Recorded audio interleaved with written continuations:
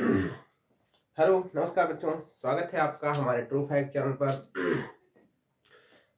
जैसा कि आपका जो क्लास 11th का फर्स्ट लेक्चर है वो सारा बेसिक मैंने क्लियर कर दिया था फर्स्ट वाले लेक्चर में। और एक्सरसाइज जो आपकी 1.1 थी उसके हमने जो पहले जो उसमें जो है पूछता है कि ये समुच्चय है कि नहीं है, वो वाले क्वेश्चन भी करा दिए थे। तो पार्ट नंबर 1 जो है आपका पूरा हो चुका था। आज मैं पार्ट नंबर 2 से ओपन कर रहा हूँ, ठीक है।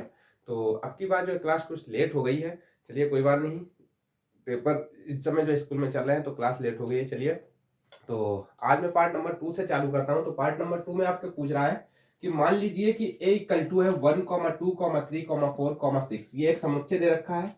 रिक्त स्थानों में उपयुक्त प्रतीक, इसको बोलते हैं बिलोंग, इसको बोलते हैं डज नॉट बिलोंग, ठीक है। ये जो निशान बना है ई जैसा, ये अभी भाई हाई स्कूल के बच्चे जो 11th में पहुंचे हैं तो इस निशान से अभी जो है वाकिफ नहीं है। अगर आपने फर्स्ट लेक्चर पढ़ रखा है तो उसमें मैंने सारा बेसिक बता रखा है, तो उस लेक्चर को देख के आप इस वीडियो को देखना, ठीक है। तो इसमें क्या दिया है, ये जो ई जैसा बना है इसको बोलते हैं बिलोंग, और इसको अगर हम कट कर देंगे तो इसको क्या बोलेंगे हम, डज नॉट बिलोंग, ठीक है। Does not belong. तो फर्स्ट क्वेश्चन में इसमें यही बताना है, जो ये 5 पार्ट 6 पार्ट दे रखे हैं, तो ये जो संख्या जो है वो आपकी समुच्चय से बिलोंग करती है कि नहीं। तो बिलोंग का मतलब मैंने जो है फर्स्ट लेक्चर में समझाया था। बिलोंग का मतलब होता है कि आप कहाँ रहते हैं। जैसे आपसे पूछे कि जो है आप किस गांव से बिलोंग करते हैं, तो बिलोंग का मतलब रहना, मतलब आप कहाँ रहते हैं, ठीक है। जैसे आप मान लीजिए हरदोई जिले में रहते हैं तो आप कहेंगे कि मैं हरदोई से बिलोंग करता हूँ, ठीक है। तो ऐसे ही यहाँ पे जो आपका ये समुच्चय दे रखा है तो इसको आप गांव मान लीजिए। तो ये किसका गांव है, तो ये आपका प्राकृतिक संख्याओं का गांव दे रखा है, ठीक है। ये प्राकृतिक संख्याओं का क्या दे रखा है, गांव दे रखा है। इसमें कितने लोग रह रहे हैं, 1 2 3 4 5 6 लोग रह रहे हैं। तो ये 6 लोग जो है वो यहाँ बिलोंग कर रहे हैं कि नहीं बिलोंग कर रहे हैं, तो उसमें वही चेक करना है। एक बार देख लीजिए, यहाँ पे 5 है, क्या 5 इसके अंदर उपस्थित है, तो कहेंगे उपस्थित है। तो यहाँ पे कौन सा निशान लगा देंगे, बिलोंग का निशान लगा देंगे, ठीक है। 8 देखो, क्या 8 इसके ऊपर उपस्थित है, इसके अंदर उपस्थित है, यहाँ पर नहीं उपस्थित है, तो क्या कहेंगे यहाँ पे डज नॉट बिलोंग टू लगा दो, ठीक है ना। डज नॉट बिलोंग मतलब कट कर देंगे इसको। 0 देखो, 0 क्या इसके अंदर है, कहीं पे नहीं है, तो क्या कहेंगे डज नॉट बिलोंग, ठीक है। अगला देखो आप, 4 क्या इसके अंदर है, तो कहेंगे है, तो क्या कहेंगे यहाँ पे बिलोंग का निशान लगाएंगे, ठीक है। यहाँ पे देखो 2 है, 2 क्या इसके अंदर है, तो कहेंगे है, तो यहाँ भी क्या लगाएंगे बिलोंग का निशान लगाएंगे, ठीक है। अब देखो आपका यहाँ पे 10 दे रखा है, 10 इस समुच्चय में नहीं है, नहीं है तो फिर क्या बोलेंगे हम इसको, डज नॉट बिलोंग, ठीक है। तो इस प्रकार से ये आपके फर्स्ट पार्ट के क्वेश्चन, सेकंड पार्ट के क्वेश्चन हो चुके हैं। अब हम क्वेश्चन पार्ट नंबर 3 पे चलते हैं, ठीक है बेटा। ठीक है बच्चों, देखिए अब जो है आपका थर्ड पार्ट। तो थर्ड पार्ट में क्या दे रखा है, निम्नलिखित समुच्चयों को रोस्टर रूप में लिखिए। तो हमने आपको फर्स्ट वाले लेक्चर में बता रखा है कि समुच्चय को व्यक्त करने के 2 तरीके होते हैं। एक होता है आपका रोस्टर रूप, एक होता है समुच्चय निर्माण रूप, ठीक है। तो रोस्टर रूप क्या होता है, समुच्चय निर्माण रूप क्या होता है, वो भी मैंने सारा बेसिक्स वहां पे बता रखा है। तो भाई उस लेक्चर को आप देख के ही यहाँ पे आना, वरना कोई भी चीजें आपको समझ में नहीं आने वाली है, ठीक है। तो पहला जो है आपका समुच्चय दे रखा है a equal to x such that x एक पूर्णांक है, और आगे कंडीशन लगा रखी है जो x है वो -3 से ग्रेटर देन है, मतलब बड़ा है, और 7 से क्या है, लेस देन है। जो आपका x है वो 7 से लेस देन है और -3 से क्या है, ग्रेटर देन है। तो इसी कंडीशन को हम फॉलो करके यहाँ पे क्या बनाएंगे, जो है आपका रोस्टर रूप में एक समुच्चय बनाएंगे, ठीक है। तो कैसे बनाते हैं, जिसको मैं इधर बना दे रहा हूं इतने में, ठीक है, कि ऊपर जगह नहीं, भी इसको मिटा के मुझे और क्वेश्चन लिखने पड़ेंगे, ठीक है। तो कहेंगे a इक्वल टू, इसको अगर हम रोस्टर फॉर्म में लिखें, रोस्टर फॉर्म को इंग्लिश में कहते हैं टेबुलर फॉर्म, ठीक है। तो टेबुलर फॉर्म में अगर इसको हम लिखें तो कैसे लिखेंगे, जरा देखो ध्यान से, है ना। तो देखो x की वैल्यू क्या है, -3 से ग्रेटर देन है, मतलब x की वैल्यू -3 से तो हमें बड़ी लेनी है। तो -3 से भैया बड़ा कौन होता है, तो कहेंगे -1 भी होता है ना, -2 भी होता है। तो पहले -2 लिख लो आप, है ना, -3 से बड़ा है। इसके बाद में कौन आएगा आपका, -1 आएगा, और 7 से लेस देन लेनी है। तो इसके बाद हम क्या लिख सकते हैं, पूर्णांक है, तो पूर्णांक आपका 0 भी होता है, तो 0 लिखो, फिर 1 लिखेंगे, फिर 2 लिखेंगे, फिर 3 लिखेंगे, फिर 4 लिखेंगे, फिर 5 लिखेंगे, फिर 6 लिखेंगे, ठीक है। 7 नहीं लिख सकते हैं क्योंकि उसने कंडीशन लगा रखी है कि x की वैल्यू मुझे जो है 7 से लेस देन लेनी है, ठीक है। तो ये बन चुका है आपका समुच्चय, कौन सी रूप में, ये बन चुका है रोस्टर फॉर्म में, ठीक है। चलिए अगले पार्ट पे आते हैं। अगला पार्ट आपका दे रखा है b equal to x such that x संख्या 6 से कम प्राकृत संख्या है, मतलब आपकी प्राकृतिक संख्या है वो भी कैसे है, 6 से कम लेनी है, ठीक है। यहाँ पर तो अगर हम इसको लिखें b इक्वल टू क्या लिखेंगे, तो इसको हम लिख सकते हैं 6 से कम प्राकृतिक संख्या है। आपने 9th और 10th में सीखा है प्राकृतिक संख्याएं कौन सी होती हैं, तो कहेंगे 1 से लेके इनफाइनाइट सारी संख्याएं क्या होती हैं, प्राकृतिक संख्याएं होती हैं, जिनको बोला जाता है नेचुरल नंबर। ठीक है, तो यहाँ पे अब कौन आएगा, 6 से कम लेना है तो 1 2 3 4 5, ठीक है, 6 नहीं आएगा क्योंकि उसने बोला है 6 से कम लेना है। ठीक है बेटा, चलिए पार्ट नंबर 3 पे आते हैं।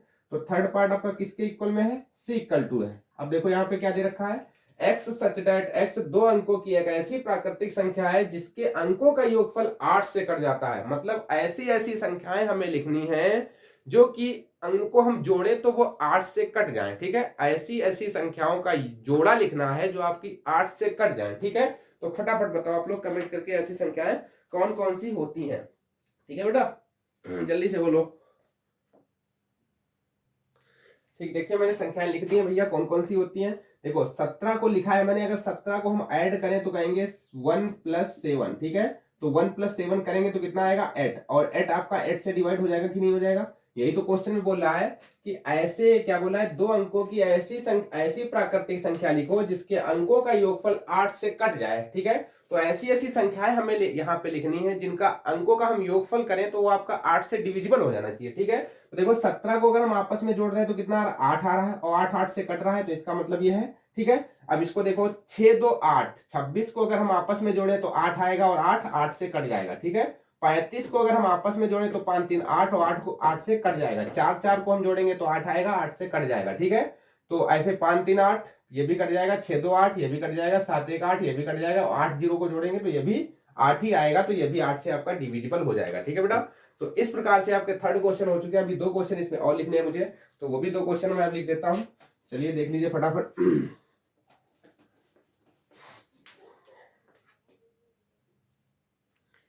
चलिए देख लीजिए भैया, और हमने 3 क्वेश्चन ले लिए अभी। इसी पार्ट के आपके 3 क्वेश्चन और बचे हैं। क्या है, x सच दैट x एक अभाज्य संख्या है जो कि 60 की भाजक है।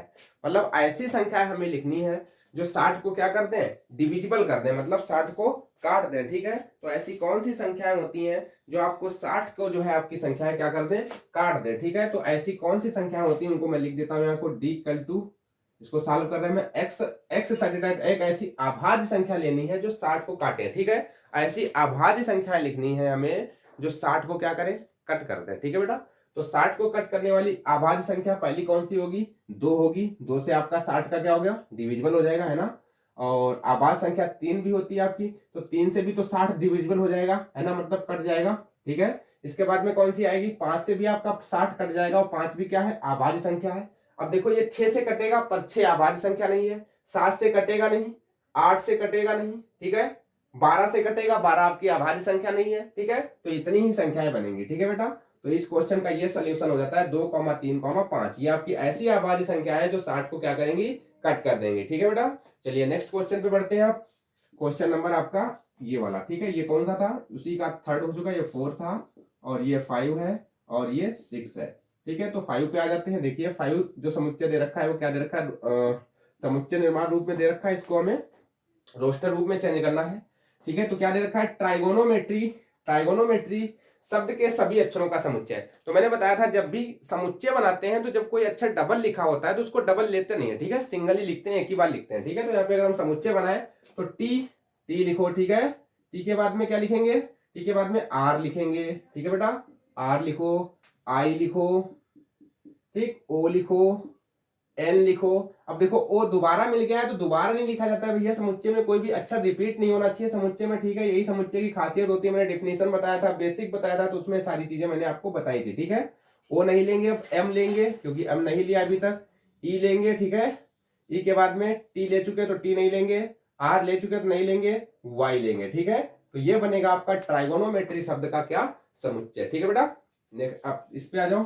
6 नंबर पे 6 आपका किसके इक्वल में दे रखा है, एफ के इक्वल में दे रखा है। अब इसको आप बना सकते हैं, क्या है, देखो बेटर है, डबल टी दे रखा है तो डबल टी नहीं लेंगे, ई भी डबल दे रखा है तो डबल नहीं लेंगे, तो बी कॉमा टी, एक बार ई ले लेंगे, ई कॉमा टी कॉमा आर। ठीक है, तो ये बन जाएगा आपका बेटर शब्द का क्या, समुच्चय। ठीक है बेटा, चलिए अब आपका जो थर्ड पार्ट भी पूरा हो चुका है। अब हम चलते हैं पार्ट नंबर 4 पर। ठीक है, पर तो पार्ट नंबर 4 में हमसे क्या पूछ रहा है, वो पूछ रहा है रोस्टर रूप में, वहां पे नहीं दिया होगा, वहां पे दिया होगा समुच्चय निर्माण रूप में, नहीं, वहां पे हमें दिया होगा रोस्टर रूप में, और समुच्चय निर्माण रूप में हमको चेंज करना पड़ेगा। ठीक है, तो उसको भी हम लिख लेते हैं, फिर जो है आपको समझा देते हैं उस पार्ट को भी।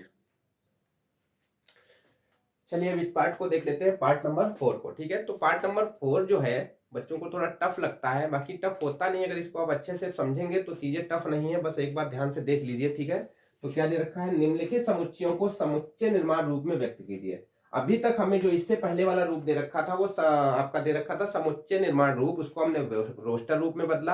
अब की बार क्या दे रखा है, समुच्चय निर्माण रूप में नहीं दे रखा है, अब की बार रोस्टर रूप में दे रखा है, तो हमको समुच्चय निर्माण रूप में चेंज करना है। ठीक है, तो फर्स्ट क्वेश्चन देखिए आपका क्या दे रखा है, 3,6,9,12। ठीक है, तो आप देख लो ऑपरेशन क्या चल रहा है, अगर आपने ऑपरेशन समझ लिया तो फिर आप आसानी से लिख सकते हैं समुच्चय निर्माण रूप को। ठीक है, तो फर्स्ट पार्ट को मैं सॉल्व कर रहा हूँ, इसको मैं A=2 मान लूं, किसी के इक्वल मान लेंगे, क्योंकि समुच्चय जो होता है आपका ABCD का कोई भी अक्षर कैपिटल ले लो, जो भी आपकी मर्जी हो। ठीक है, तो समुच्चय को कैपिटल लेटरों से दिखाया जाता है, तो मैं मान लेता हूँ A=, देखो 3 है, फिर 3 दूना 6 हो गया, फिर 9 हो गया, फिर 12 हो गया, 3 दूना 6, 3 तिया 9, 3 चक्कू 12। इसका मतलब हमें लग रहा है कि यहाँ पे आपका 3 का टेबल चल रहा है ना, 3 का टेबल अगर हम पढ़ते चले जाएं तो आपकी जो है ये संख्याएं आती रहेंगी। ठीक है, 3 का टेबल तो चल रहा है, पर यहाँ पे संख्याएं भैया कौन सी रखेंगे, अगर मैं लिखूं यहाँ पे 3n। ठीक है, यहाँ पे हमने क्या लिखा 3n। ठीक है, अब यहाँ पे हम कोई भी प्राकृतिक संख्या रखें, मतलब n की वैल्यू अगर हम 1 रख दें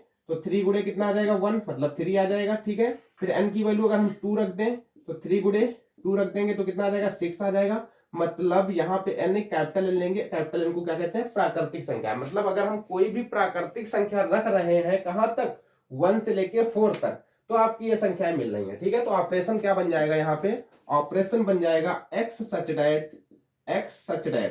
डेट या इस प्रकार, x इस प्रकार है कि x कैसे परिभाषित है वो चीज लिखनी है, x इस प्रकार है कि ये वाला x किस प्रकार परिभाषित है वो चीज लिखना है। तो x सच डेट x, और x क्या है यहाँ पर, ये वाला x क्या चल रहा है, इसमें क्या चल रहा है, 2 जो है क्या चल रहा है, टेबल चल रहा है ना 3 का, तो 3 का टेबल लिख देंगे तो क्या बनेगा, कहेंगे x सच डेट x एक प्राकृत संख्याएं हैं, ये सारी संख्याएं कैसी हैं, प्राकृतिक संख्या है ना, x सच डेट x एक प्राकृत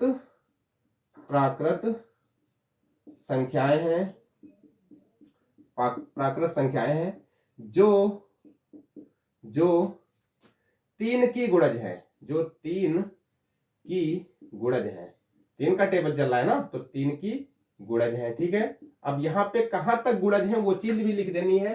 तो देखो n की वैल्यू अगर हम यहाँ पे लिखे, अगर हम 3n, ठीक है 3n लिखे, तो n में की यानी हम n की वैल्यू 5 रख देंगे तो 5 या 15 आ जाएगा, जो कि यहाँ पे नहीं मिल रहा है। तो यहाँ पे हम क्या लिखेंगे, x सच डेट x एक प्राकृत संख्या है जो 3 की गुणज है, 3 की गुणज तो हो गई, पर कहां तक गुणज है तो वो हम लिखेंगे जहां पे हम कह सकते हैं कि, जहां पे क्या कह सकते हैं कि जो x है आपका, x कहां तक जो है लेना है हमें, x यहाँ पे कहां तक लेना है आपका।